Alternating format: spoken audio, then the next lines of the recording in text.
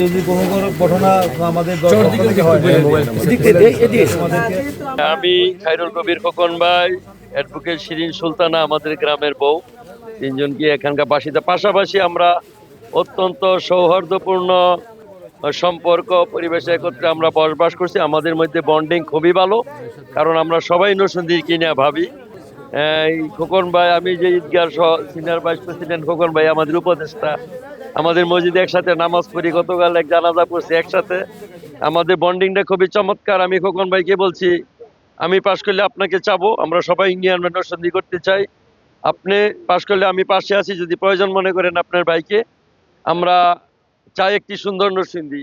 আমার যে বক্তব্য নরসিংদী নিয়ে খোকন ভাইয়ের একই বক্তব্য, অ্যাডভোকেট শিরিন সুলতানার একই বক্তব্য। আমাদের যে তিনজন প্রার্থী, আমরা দীর্ঘদিন যাবতীয় একসাথে বসবাস করছি। তো নির্বাচনের ক্ষেত্রে তো অবশ্যই যারা প্রতিদ্বন্দ্বী আছে একে অপরের প্রতিদ্বন্দ্বী, এটা থাকবেই স্বাভাবিক। তাই বলে যে আমাদের মধ্যে সম্পর্ক নষ্ট হয়ে গেছে এরকম আমি কোনো কিছু মনে করি না।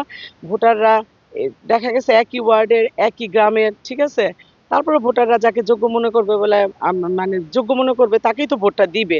তো সেক্ষেত্রে আমি বলবো যে আমি এটা নিয়ে কোনো মানে করি না, যে কি বলে, আমার কোনো হেজিটেশন নাই।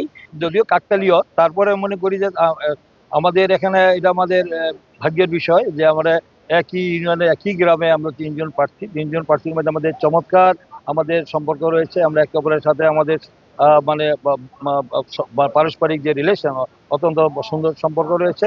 আমাদের মধ্যে কোনো ব্যক্তিগত আক্রোশ, বিদ্বেষ বা দ্বন্দ্ব বিরোধ নাই। আমরা পারস্পরিক বলছি যে জনগণের রায় যাকে দিবে সেটাই মেনে নিব। সেখানে আমাদের মধ্যে পারিবারিক সামাজিক বন্ধন আমাদের সম্পর্ক রয়েছে। সে রাজনীতির বাইরেও তো আমরা তাদেরকে মনে করি যে আমাদের রাজনৈতিক প্রতিপক্ষ থাকবে। এটা তো গণতন্ত্রের সৌন্দর্য, মানে পরমত সহিষ্ণুতা, মানে গণতন্ত্রের মানে সবচেয়ে বড় সৌন্দর্য, তাই না?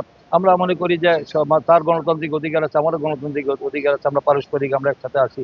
এটা আমাদের গ্রামের মধ্যে এই মানে একই গ্রামে তিনজন ব্যক্তি হতে আমার মনে হয় যে এটা আমাদের আলোচিত বিষয় হয়েছে অনেকের ক্ষেত্রে, আমাদের অনেক প্রশ্ন করেছে।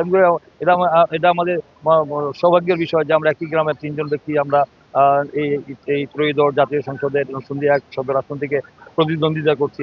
আমাদের পারস্পরিক আমাদের মধ্যে মানে চমৎকার সম্পর্ক আছে। ইনশাআল্লাহ জনগণ যাকে ম্যান্ডেট দিবে সেটা আমরা সবাই মেনে নেব।